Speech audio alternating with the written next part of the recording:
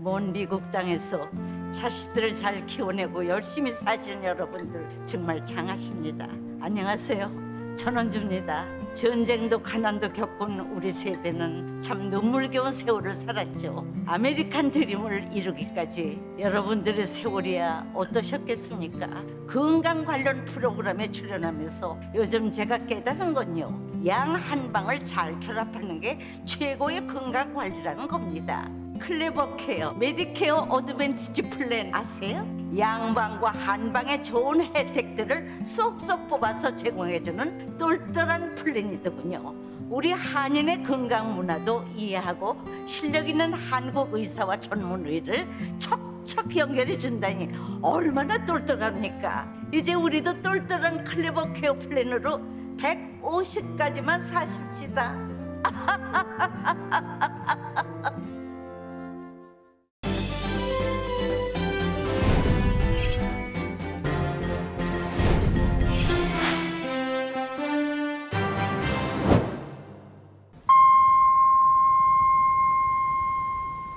새로운 계절 가을, 행복하고 좋은 일들만 가득하시길 라디오 서울이 응원합니다.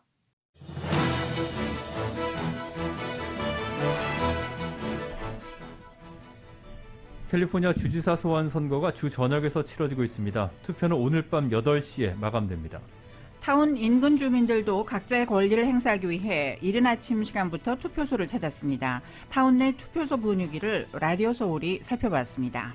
LA시 전체 공무원 가운데 약 11%가 종교와 건강상 이유로 백신 접종 면제를 신청했습니다. 이 가운데 약 절반은 경찰국 직원들이었습니다. 전국의 코로나19 신규 확진자가 하루 평균 17만 명을 넘어서면서 다시 증가세로 돌아섰습니다. 특히 백신을 맞을 수 없는 어린이 환자가 급증하고 있습니다.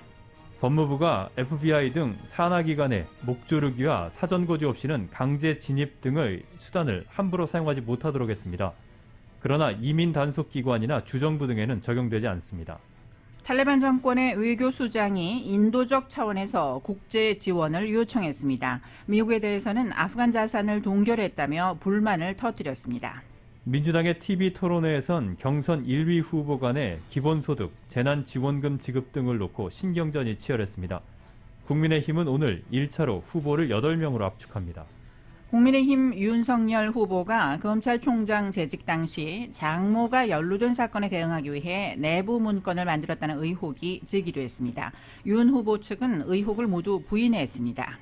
애플이 오늘 스페셜 이벤트를 열고 아이폰 13과 애플 워치 시리즈 7을 공개했습니다.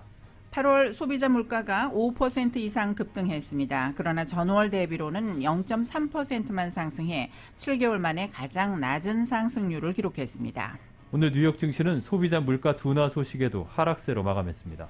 LA 지역 오늘 밤 맑은 날씨 이어지면서 밤 최저 59도가량이 되겠습니다. 내일은 곳에 따라 구름끼는 날씨에 낮 최고 기온 78도에서 79도가량으로 오늘보다 더 낮은 기온을 보이겠습니다. 이 시간 주요 뉴스는 아시아나항공 미주 취항 30주년, 지난 30년 함께해 주신 성원에 감사드리며 앞으로도 정성을 다하는 서비스, 쾌적한 최신 항공기로 안전하고 편안하게 모실 것을 약속합니다. 아시아나항공 제공입니다. 여러분 안녕하십니까? 김미회입니다. 안녕하십니까? 임승찬입니다. 9월 14일 화요일 라디오 서울 이브닝 뉴스 1부 시작하겠습니다.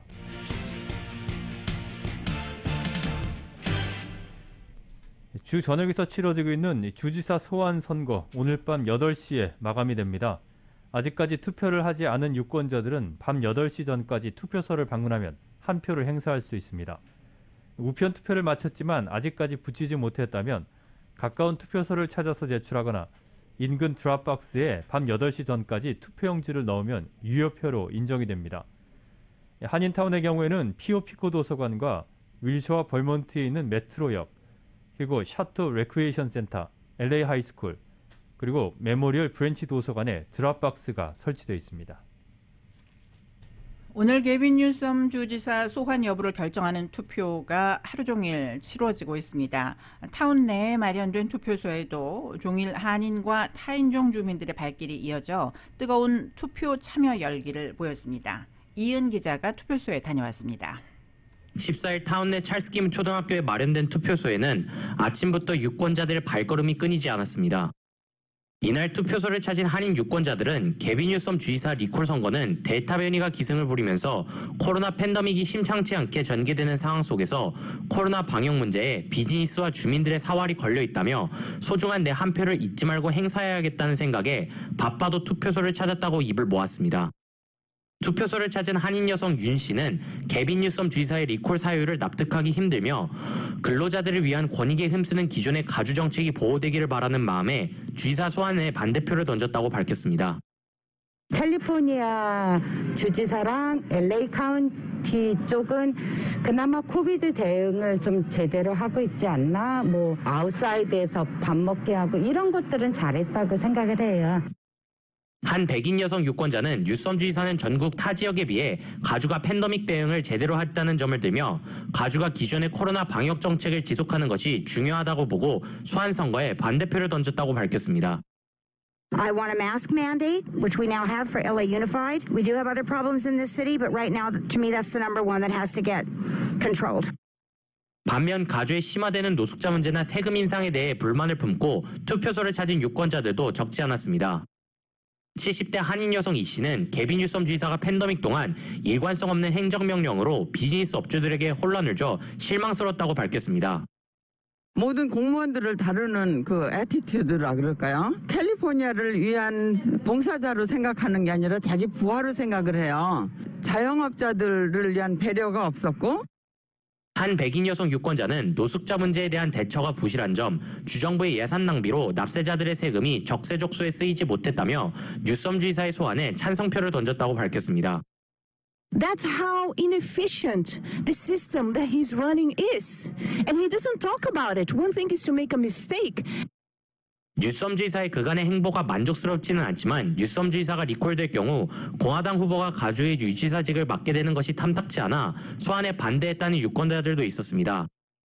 한 중국인 유권자는 뉴섬 주지사의 과감한 결단력이 부족한 점 등 아쉬운 점도 많지만 공화당 출신 주지사가 선출되는 것은 내키지 않아 투표소에 나왔다고 밝혔습니다. More bold decision to use the power and the resources of the government to give people money who need it, yes. The biggest reason is because I do not want a Republican governor, yes. 한인 유권자 김 씨도 공화당 후보가 가주의 주지사직을 맡게 되면 코로나 방역 정책에 혼란이 있을 수 있다고 보고 걱정스러워 투표소에 나왔다고 말했습니다. 난 생전 처음으로 오늘 무슨 너는 아니다고 그러고서 오늘 나와서 내가 보토한다고 가게 문 닫고 지금 온 거예요. 라디오 서울 뉴스 이은입니다. LA 시의회가 특정 주택 앞 300피트 이내 시위 금지 조례안을 잠정 통과시켰습니다. 이번 조례안은 시의회가 시 공무원들에 대한 코로나 백신 접종 의무화 조례안을 통과시킨 것에 항의해서 2명의 시의원 집 앞에서 시위를 벌인 뒤에 마련된 것입니다. 누리 마르티네스 시의원과 미초 파레 시의원이 공동 발의한 조례안은 시위 대상자의 집 앞 300피트 이내에서는 시위를 할 수 없으며 조례 위반자에게는 최고 $1,000의 벌금형과 함께 손해배상을 청구할 수 있다는 내용을 담고 있습니다. 오늘 시의원 12명의 지지를 받아서 잠정 통과된 조례안은 다음 주 다시 표결에 붙여지며 다음 표결에서 12명의 지지를 얻게 되면 시의회를 통과하게 됩니다. LA시 공무원들에 대한 백신 접종이 의무화된 가운데 전체 57,476명 가운데 약 11%가 종교적이거나 건강상의 이유로 백신 접종 유예 신청을 한 것으로 나타났습니다. 이 가운데 약 절반은 경찰국에서 나왔는데 종교적인 이유로 백신을 맞지 않겠다는 경찰국 직원은 2,651명, 그리고 건강상의 이유로 백신 접종 유예를 신청한 직원은 368명이었습니다. 전체 경찰국 직원 12,315명 가운데 54%는 최소 한 차례 백신을 접종한 것으로 집계되었습니다. 한편 LA시가 오늘 공개한 자료에 따르면 전체 시 공무원 가운데 48.3%만이 백신 접종을 완료했고 50.1%가 1차 접종을 마쳤습니다. LA시 의회가 지난 8월 18일 통과시킨 조례에 따라 시 공무원들은 10월 5일까지 코로나 백신 접종을 완료해야 합니다. 오렌지 카운티의 코로나19 케이스는 감소세를 이어가고 있습니다. 주 보건국이 오늘 발표한 자료에 따르면 지난주 오렌지 카운티의 평균 감염자는 인구 10만 명당 15.3명으로 전주에 16명보다 줄었습니다. 확진율도 5.4%에서 4.7%로 감소했습니다. 병원 입원 환자는 어제보다 34명이 줄어든 374명이며 중환자실 입원 환자도 105명으로 줄어들었습니다. 신규 확진자는 391명이 보고됐고 지난달 사망자가 6명이 추가로 집계되면서 8월 코로나19로 인한 오렌지 카운티의 사망자는 122명으로 늘어났습니다. 그동안 주춤하는 듯했던 전국의 코로나19 신규 확진자가 하루 평균 17만 명을 넘어서면서 다시 증가세로 돌아섰습니다. 특히 백신을 맞을 수 없는 어린이 환자가 급증하고 있고 접종 가능한 백신 허가는 연말쯤이나 가능하다는 전망입니다. YTN 워싱턴 특파원입니다. 뉴욕타임스는 최근 일주일간 하루 평균 신규 확진자를 17만 2천여 명으로 집계했습니다. 17만 명을 넘긴 것은 올해 1월 이후 8개월여 만입니다. 지난주까지 15만 명 안팎을 유지하던 것이 다시 증가세를 보이기 시작한 겁니다. 7일간 하루 평균 사망자도 2주 전보다 36% 증가한 1,827명으로 집계했습니다. 학교가 대면 수업을 시작하면서 확진자 급증은 백신 접종 대상이 아닌 어린이 환자의 직격탄이 되고 있습니다. It's so good to see all our kids coming back to school in person where they can learn best, where they can be with their friends, where they can be with the teachers and the staff who care for them, who love them, who do so much for them. 미국 소아과 학회는 최근 일주일간 어린이 확진자가 24만 3천여 명에 이르고 있다고 파악하고 있습니다. 주간 어린이 환자 발생이 7월 말보다 3.4배까지 증가한 겁니다. 어린이 확진자 급증을 막을 백신의 허가는 연말쯤이나 가능할 것으로 보입니다. We're waiting for the companies to submit the data to the FDA. We're anticipating that will happen in the fall. We will look at that data from the FDA, from the CDC, with the urgency that we all feel for getting our kids vaccinated. And we're hoping by the end of the year. 화이자 측은 생후 6개월에서 5세까지 영유아를 대상으로 한 임상시험 데이터를 이르면 10월 말 공개할 수 있다고 밝혔습니다. 그러면서 5세에서 11세 대상 데이터는 더 빨라 이르면 이번 달 말도 가능할 수 있다고 설명했습니다. 화이자 측의 데이터가 허가에 충분하다는 것을 전제하더라도 결국 승인은 관련 절차를 거치면 연말쯤에 이루어질 수 있습니다. 그때까지 어린이 환자의 급증을 막을 마땅한 방법이 없는 만큼 급증세를 꺾기는 쉽지 않아 보입니다. 워싱턴에서 YTN 강태욱입니다.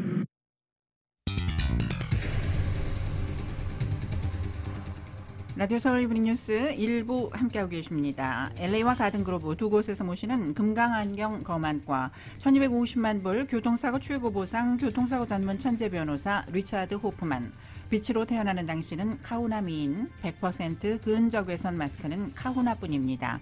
정직한 빛 카후나 LED 마스크, 온오프 PRGR, 야마하 14, MU 스포츠, 전미국 독점 총판, 올림픽 골프, 구매부터 재이용자까지 아파트론도 역시 뱅크 오브 호흡이 하면 다릅니다. 희망을 서게 하는 전문가들의 은행 뱅크 오브 호흡 공동 제공입니다.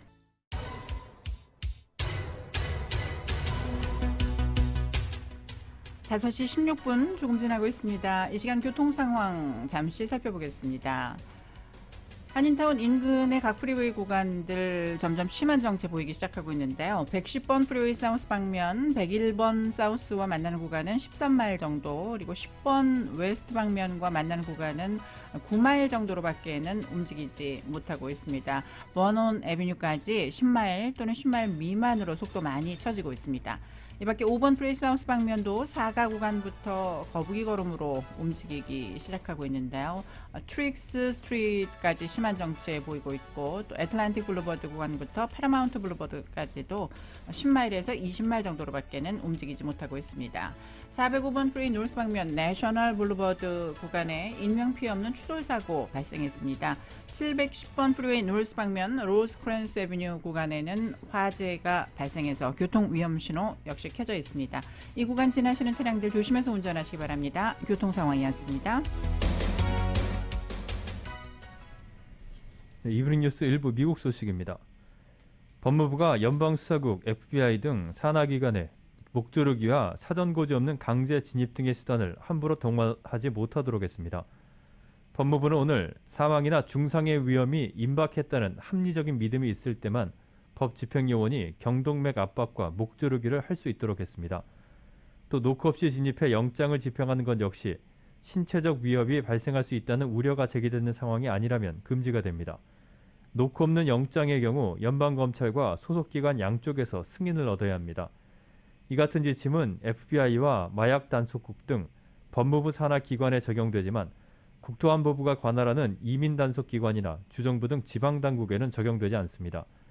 메릭 갈란드 법무부 장관은 법 집행기관과 대중 사이에 신뢰를 구축하는 것은 법무부의 임무 수행에 가장 중요한 것이라며 오늘 적용되는 제한 조치는 법무부가 법 집행의 안전과 책임을 증진하기 위해 취하는 중요한 조치라고 강조했습니다. 이번 조치는 지난해 공권력의 과도한 집행으로 흑인들이 잇따라 목숨을 잃는 사건을 토대로 재발 방지를 위해서 마련됐습니다. 미국의 해외 원조기구인 밀레니엄 챌린지 코퍼레이션 MCC가 북한을 지원 후보국에서 또 제외했습니다. 어제 연방관보에 실린 2022 회계연도 지원 대상 보고서에서 북한의 1인당 연평균 소득이 $4,095 미만으로 기준에 부합하지만 지원 후보국에서는 제외했다고 밝혔습니다.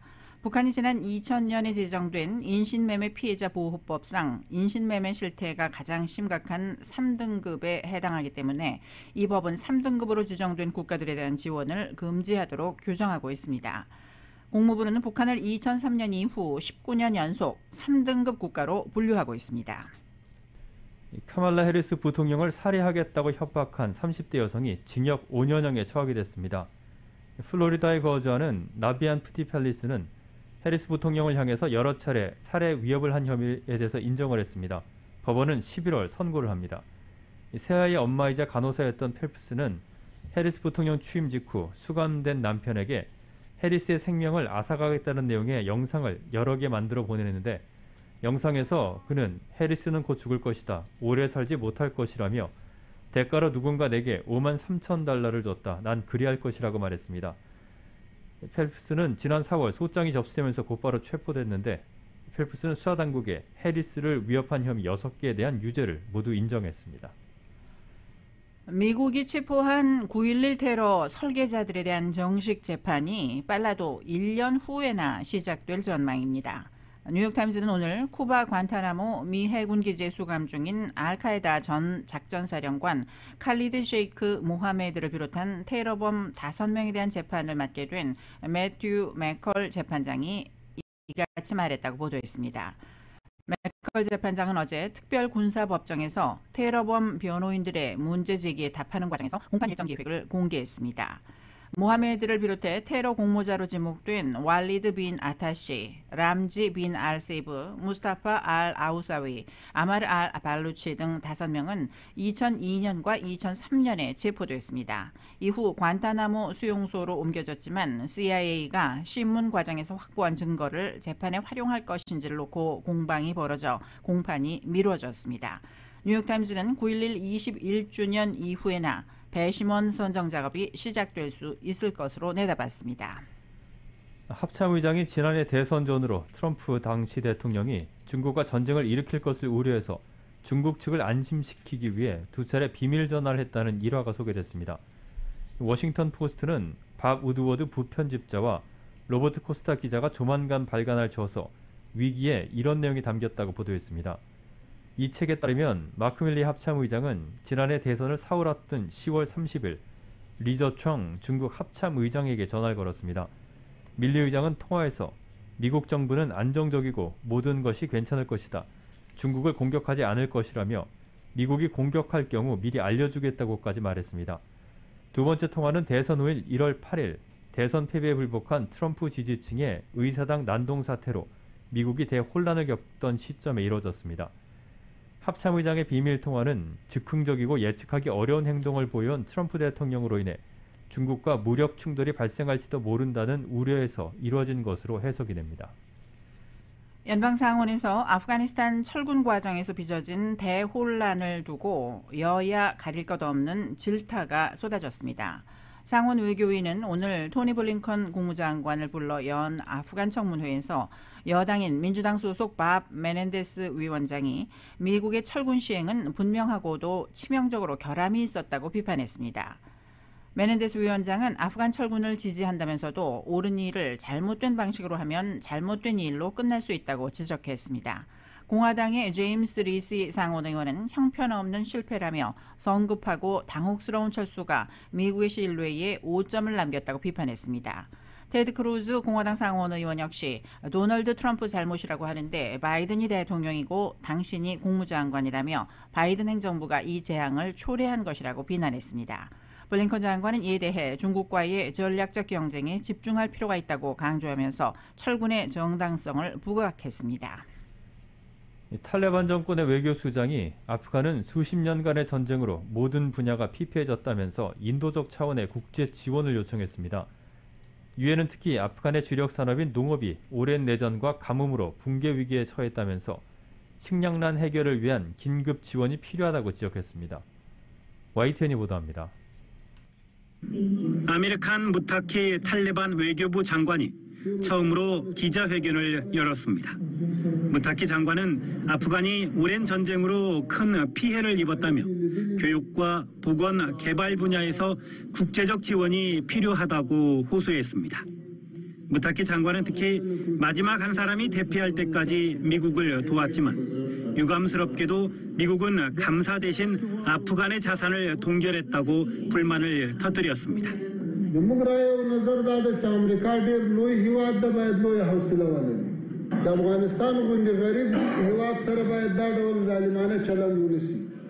탈레반은 국제사회와 좋은 관계, 상호 관계를 원한다며 국제사회가 아프간인들에게 더 이상의 압력을 가하는 것을 중단해야 한다고 촉구했습니다.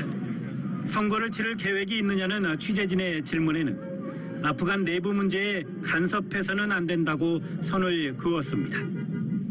이런 가운데 유엔은 아프간의 주력 산업인 농업이 오랜 전쟁과 가뭄으로 심각한 위기에 처했다며 지원이 시급하다고 밝혔습니다. We know what will happen if agriculture collapses further. It will drive up malnutrition. It will increase displacements, as I said, and of course the overall humanitarian burden will worsen. 수도 카불을 비롯한 아프간의 주요 도시는 생필품 가격이 천정부지로 치솟는 등 심각한 경제 위기를 겪고 있습니다. 유엔은 아프간 인구의 절반 정도인 1,800만 명이 코로나19 위험뿐만 아니라 식량 위기에 봉착해 있다고 우려했습니다.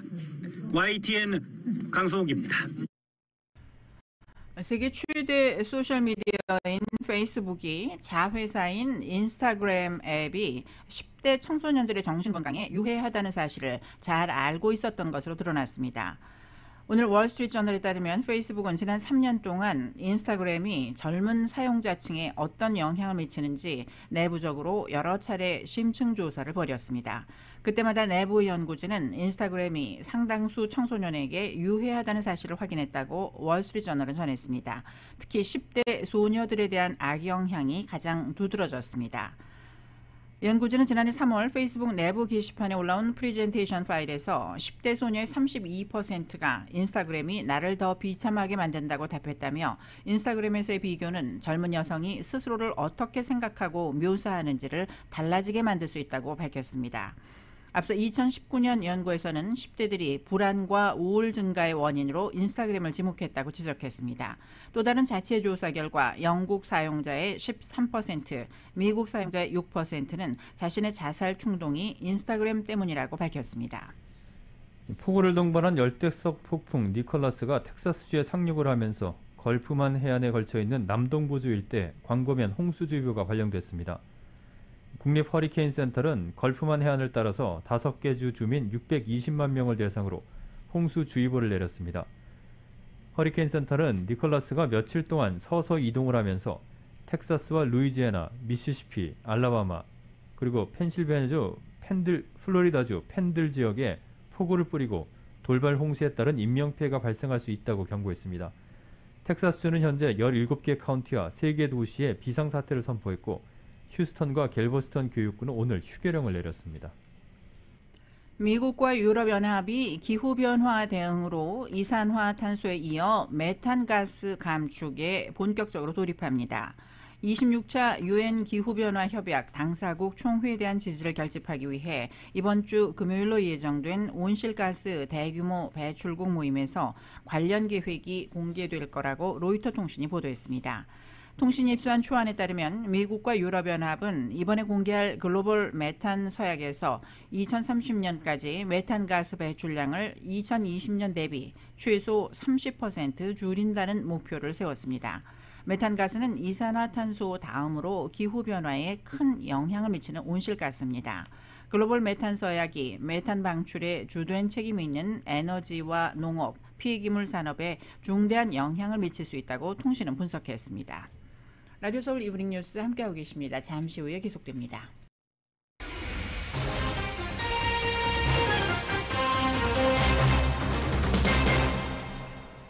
네, 이브닝 뉴스 1부 한국 소식입니다. 먼저 한국 대선 관련 소식입니다.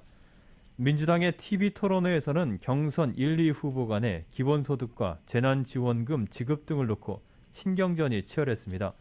한편 국민의힘은 오늘 1차로 후보를 8명으로 압축합니다. KBS가 보도합니다. 1대1 토론으로 맞붙은 경선 1, 2위 후보. 이낙연 후보는 이재명 후보가 내세우는 기본소득 공약을 철회하라고 요구했습니다. 부자나 가난한 사람이나 일하건 말건 똑같이 나눠주자. 이건 굉장히 우리가 가고자 하는 길을 혼란스럽게 할 가능성이 있고. 이재명 후보는 기본소득의 필요성을 고수하면서 세금 많이 낸 사람을 배제해선 안 된다고 맞섰습니다. 88%와 88.01%는 왜 차별받아야 됩니까? 우리 후보님의 이 정의관념에 조금 의문이 있습니다. 이낙연 후보는 법무장관이었던 추미애 후보에게 고발사주 의혹의 손준성 검사를 왜 인사조치 안 했냐고 따졌고, 추 후보는 당시 당 대표였던 이 후보가 여론에 흔들렸다고 비판했습니다. 윤석열 로비에다가 안에 또 당에서도 어마한 사람들이 있었죠. 청와대 안에도 있었고요. 그 분위기를 만드셨잖아요. 호호. 국민의힘은 오늘 당원, 국민 여론조사로 11명의 후보를 8명으로 압축합니다. 후보 간 견제도 거세지는데 지지율 상승세인 홍준표 후보는 윤석열 후보 캠프의 공세에 대해 공격할 감이 안 된다고 맞받았습니다. 상대를 보고 달려들어야지. 그 사람들 공격수로 따지면 그 초보 공격수입니다. 유승민 후보는 청소년 폭력 예방기관을 찾아 촉법소년 연령 조정 필요성을 제기했습니다. 14세에서 12세로 낮추고 거기에 맞추어서 촉법소년 그것도 낮추고 소년법을 좀 피해자와 피해자 가족 중심으로. 원희룡 후보는 교육감 직선제를 폐지하겠다고 공약했습니다. 최재형 후보는 대선 캠프를 해체하고 새로운 길을 가겠다고 선언했는데 중도 사퇴는 아니라고 설명했습니다. KBS 뉴스 송락규입니다.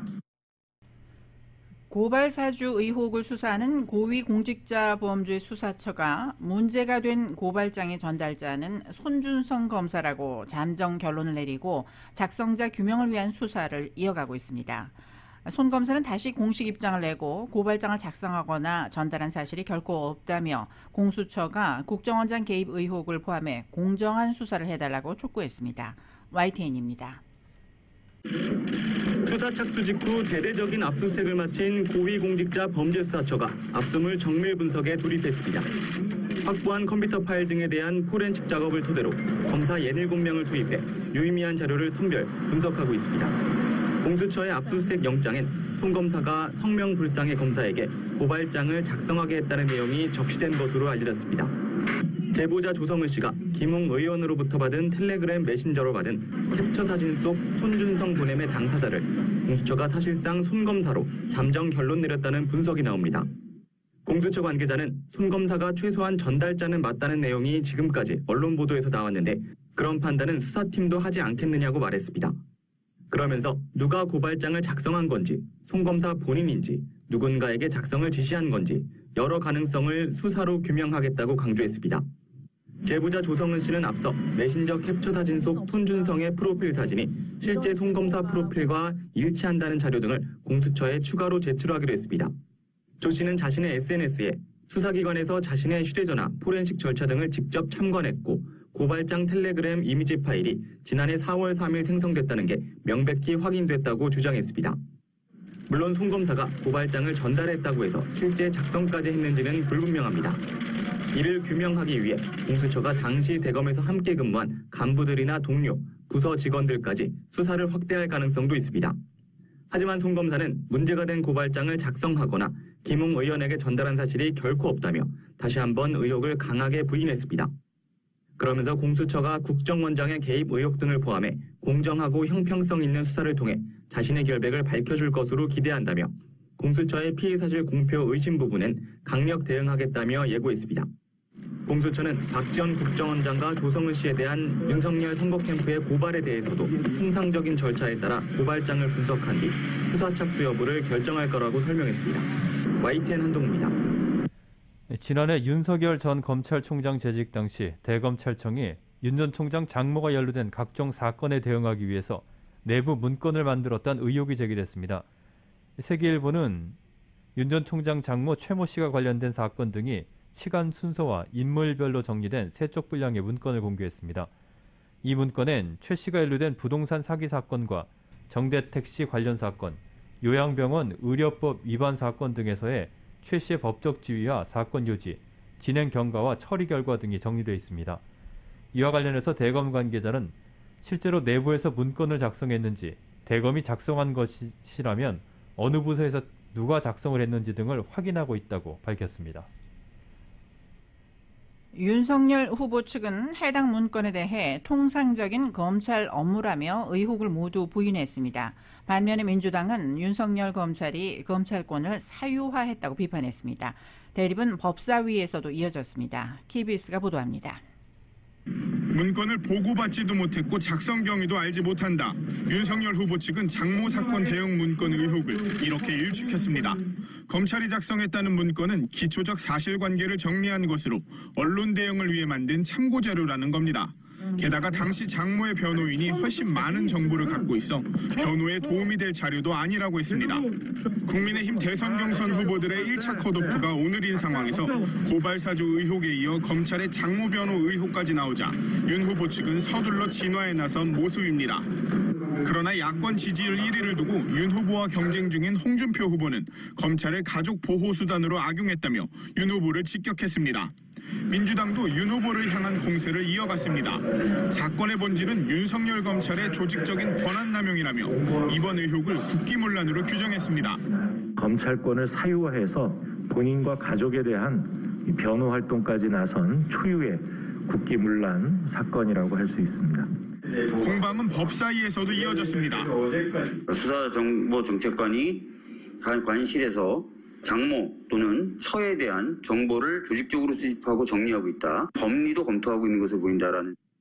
전체적으로 정황들이 이정현 공공수사부장이 말하는 레드팀 보고서라는 게 있습니다. 장관님이나 대검의 그 성향으로 보면은 이거는 또 부르르 달려가서 또 감찰 지시하실 것 같아요. 그렇게 하실 거죠? 고발 사주 의혹에 이어 장모 사건 대응 문건 의혹까지 터져나오며 여야 간 대립은 더 거칠어지고 있습니다. KBS 뉴스 강병수입니다. 북한의 장거리 순항미사일 시험 발사로 긴장이 다시 고조되는 가운데 서울에서 한중 외교장관 회담이 열립니다. 북한을 대화의 장으로 이끌어내기 위한 중국과의 협력 방안과 함께 중국이 미국의 대중 압박 연대를 견제하는 메시지를 내놓을지가 관심사입니다. YTN이 보도합니다. 왕이 중국 외교부장의 방안은 베트남과 캄보디아, 싱가포르에 이은 아시아 4개국 순방의 일환입니다. 한중 외교장관 회담은 중국 샤먼 회담 이후 5개월 만으로 내년 한중 수교 30주년을 앞두고 실질적 협력 범위를 확대하는 방안 등을 논의합니다. 특히 북한이 영변 핵시설 재가동 조짐에 이어 신형 장거리 순항미사일 시험 발사에 나서 한반도 정세가 중점 논의될 것으로 관측됩니다. 적어도 한반도의 평화와 안정이라는 측면에서는 한중 간의 공통된 목표가 있기 때문에 그것과 관련해서 한중이 어떻게 협력할 것인가, 그리고 중국의 역할은 무엇인가, 한국의 역할은 무엇인가에 대해서 상호 의견을 교환할 수가 있죠. 왕이 부장의 방안은 공교롭게도 미묘한 시점에 이뤄져 여러 관측을 낳고 있습니다. 미국이 아프간에서 철수한 뒤 중국과의 전략적 경쟁에 집중하겠다고 선언한 데 이어 다음 주 4개국 안보협의체 쿼드 첫 정상회담 개최 등 대중 압박 수위를 높이고 있는 상황입니다. 앞서 왕이 부장은 베트남을 방문해 역의 세력이 아세안의 중심 지위를 무력화하지 못하게 하길 원한다며 미국 견제에 동참할 것을 촉구했습니다. 미중 전략 경쟁의 초점이 점점 아시아 태평양 지역으로 더 강화될 걸로 예상되는 가운데 한국의 입장을 두루두루 좀 타진하면서 중국의 입장을 직접적으로 강요하기보다는 넌지시 얘기하는 그 수준이 아닐까 싶습니다.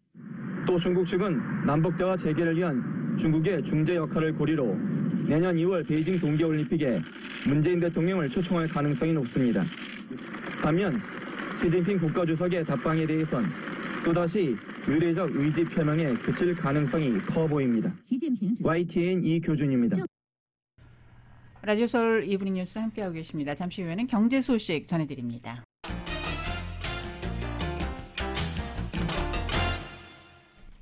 네, 이브닝 뉴스 1부 경제 관련 소식입니다. 오늘 뉴욕 증시는 8월 소비자 물가 지수가 둔화했다는 소식에도 하락했습니다. 다우존스 산업평균지수는 어제보다 292.06포인트가 하락한 34,577.57로 거래를 마쳤습니다. S&P 500 지수는 25.68포인트가 떨어진 4,443.05, 나스닥 지수는 67.82포인트 빠진 15,037.76으로 장을 마감했습니다. 소비자 물가가 또다시 5% 이상 급등했지만 오름폭은 다소 줄어들었습니다. 연방노동부는 오늘 8월 소비자 물가 지수인 CPI가 지난해 같은 달보다 5.3% 올랐다고 밝혔습니다. 지난 2008년 8월 이후 최대폭이었던 지난 6월과 7월 상승률 5.4%보다는 약간 낮아졌고 다우존스가 집계한 전문가 전망치 5.4%도 밑돈 결과입니다. 특히 전월 대비로는 0.3% 상승해 지난 1월 이후 7개월 만에 가장 낮은 상승률을 기록했습니다. 변동성이 큰 에너지 식품을 제외한 근원 소비자 물가 지수는 지난해 같은 달보다 4.0%, 전월보다는 0.1% 각각 올라 시장 전망치를 모두 밑돌았습니다. 애플이 오늘 쿠퍼티노의 애플팍에서 스트리밍으로 스페셜 이벤트를 열고 사진과 동영상 촬영 기능이 강화된 신형 아이폰 13을 공개했습니다. 아이폰 13은 전작인 아이폰 12와 마찬가지로 아이폰 13 미니와 아이폰 13 프로 등 모두 4개 모델로 출시가 됩니다. 아이폰 12가 처음으로 5세대 이동통신을 탑재하고 3년 만에 외부 디자인을 바꿨던 것과는 달리 아이폰 13은 외관상 큰 변화는 주지 않았습니다. 대신에 내부 설계를 전면 새로 디자인해서 배터리를 키우고 효율성이 높은 신형 칩 A15 바이오닉을 탑재하면서 하드웨어, 소프트웨어 간 통합성을 높여서 배터리 수명을 늘렸다고 애플은 밝혔습니다. 또 전문 영상 제작자가 아니더라도 영화 같은 느낌의 영상을 만들 수 있는 시네마틱 모드를 새로 도입했다고 설명했습니다. 한편 올가을에 출시될 신형 애플워치는 디스플레이가 20% 커지고 충격으로 인한 파손이나 먼지에 대한 내구성이 개선됩니다. 애플은 오늘 역시 쿠퍼티노 애플팍에서 스트리밍으로 스페셜 이벤트를 열고 새로운 애플워치 시리즈 7의 사양과 기능을 공개했습니다. 애플워치 7은 전작과 비교해서 화면을 20% 넓히고 테두리는 40% 얇아진 1.7mm로 줄였습니다. 이렇게 화면이 커지면서 시계 화면에 나타나는 각종 버튼은 누르기 쉽도록 더 크게 새로 디자인했고 화면에 표시되는 글자 크기도 읽기 쉽도록 15% 키웠습니다. 애플은 이렇게 디스플레이를 키우면서 앞으로 업데이트될 워치 OS 8을 통해 새롭게 디자인된 시계 페이스도 선보일 예정입니다. 또 전면 크리스탈은 전작보다 50% 이상 두꺼워지면서 충격에 따른 균열, 먼지, 물 등에 대한 내구성이 높아졌습니다. 충전 시간도 애플워치 6보다 33%가 향상되면서 45분이면 완전 방전 상태에서 85%까지 충전할 수 있다고 애플은 밝혔습니다. 세계 최대 전자상거래 업체인 아마존이 평균 임금을 시간당 $18로 인상합니다. 아마존은 임금 인상 계획과 함께 창고와 운송 근로자 12만 5천 명을 추가로 고용할 예정이라고 밝혔습니다. 또 일부 지역에선 $3,000의 계약 보너스를 지급하고 시간당 임금을 $22 50센트까지 인상할 수도 있습니다. 아마존은 올해 초에 문을 연 250개 물류시설 외에 이달에 새롭게 운영하는 100개 물류시설을 위해서 근로자들을 고용할 예정입니다. 추가로 고용된 인력은 아마존 프라임 회원들을 위한 당일 배송에도 도움이 될 것으로 보입니다. 전기차 스타트업 리비안이 테슬라와 제너럴 모터스 등을 제치고 처음으로 전기 픽업 트럭을 시장에 내놓았습니다. 리비안은 오늘 일리노이주 조립 공장에서 상용 전기 픽업 트럭 R1T를 출고했다고 경제매체 CNBC 방송 등이 보도했습니다. RJ 스케린지 CEO는 트위터를 통해 오늘 아침 첫 번째 고객용 차량이 생산 라인을 떠나 출발했다. 우리 팀의 노력이 이 순간을 가능케 했다며 전기 픽업 트럭을 고객에게 빨리 전달하고 싶다고 밝혔습니다. 리비안 대변인은 이번에 생산된 R1T가 고객 판매용이라고 확인하면서 최초 출고 물량과 판매 예상 대수 등 세부 정보는 공개하지 않았습니다. R1T는 연방환경보호청 EPA 기준 주행거리가 314마일이고 최저 판매가는 67,500달러입니다.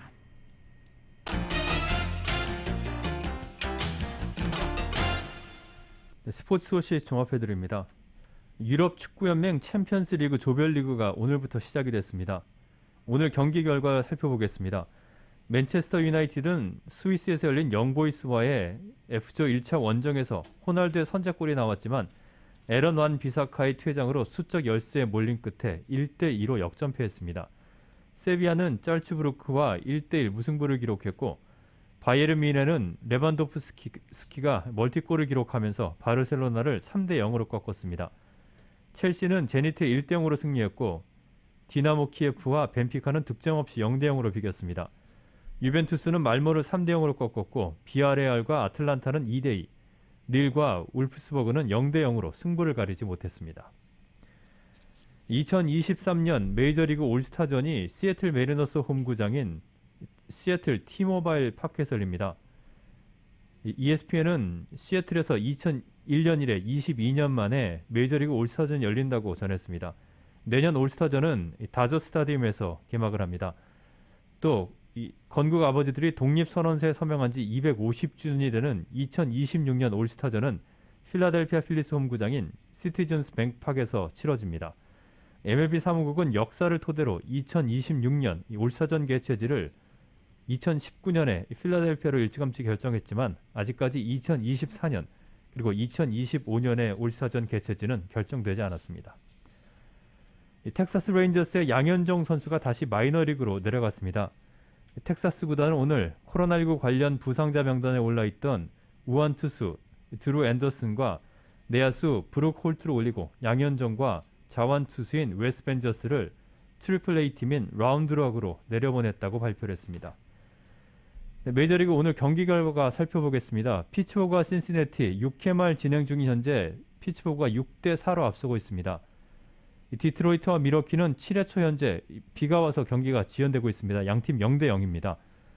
시카고 컵스는 필라델피아 필리스의 6회 초 현재 4대1로 앞서고 있습니다. 마이애미와 워싱턴과의 경기는 5회 말 현재 워싱턴이 3대1로 앞서고 있습니다. 뉴욕 양키스는 볼티모어 오리올스의 5대1로 앞서고 있습니다. 탐파베이 레이스와 토론토 블루제이스와의 경기, 탐파베이가 7회 말 현재 1대0으로 앞서고 있는데요. 탐파베이의 최지만 선수 오늘 3회에 나와서 시즌 10호 홈런을 터뜨렸습니다. 이게 양팀의 유일한 득점입니다. 뉴욕 매치와 세인트루이스 2대2를 기록하고 있고 아리조나와 콜로라도가 5회 초 현재 4대2로 앞서고 있습니다. 샌디에고와 샌프란시스코의 경기는 6시 45분에 시작됩니다. 다저스는 7시 10분에 아리조나와 경기를 갖습니다.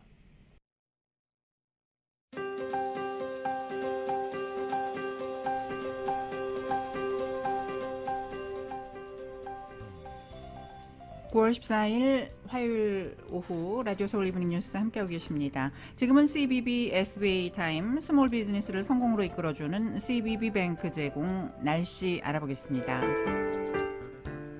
LA론 오늘 저녁 대체로 맑은 날씨 보이고 있습니다. 밤 최저 기온은 59도가량 되겠고 LA 카운티와 벤츄라 카운티 그리고 오렌지 카운티 해안에 높은 파도주의보가 수요일 밤, 내일 밤 9시까지 발효 중입니다. LA 지역 내일은 곳에 따라 구름 끼는 날씨 보이겠고 내일부터는 낮 기온이 조금 더 내려가게 됩니다. 낮 최고 기온 78도에서 79도가량 되겠고 밤 최저 59도가량을 기록하겠습니다. 한편 이번 주 목요일부터 다음 주 월요일까지 낮 최고 기온 75도에서 76도가량으로 많이 내려가겠습니다. 밸리와 인랜드 엠파이어 지역 내일 낮 최고 89도, 밤 최저 52도, 해안가는 내일 낮 최고 72도, 밤 최저 60도가량의 선선한 날씨 보이겠습니다.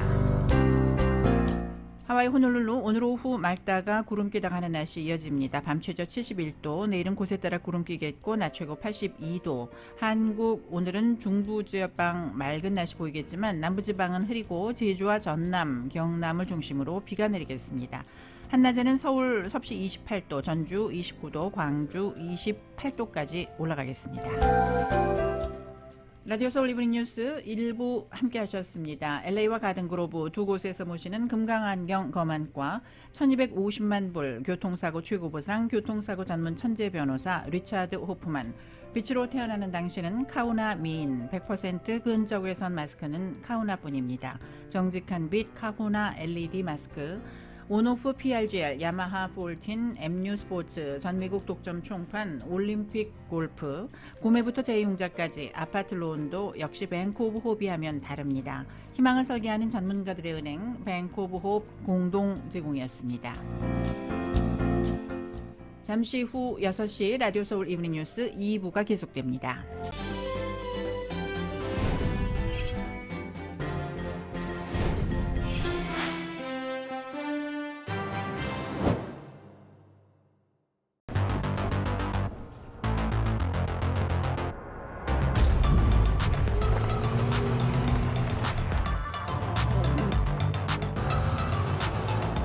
가득 실으세요. 원하는 건 무엇이든 초대형 그림도 거뜬하죠. 언제나 기아 카니발 MPV는 자신있게 말합니다. 당신의 다음 도전은 무엇인가요? 기아 카니발 MPV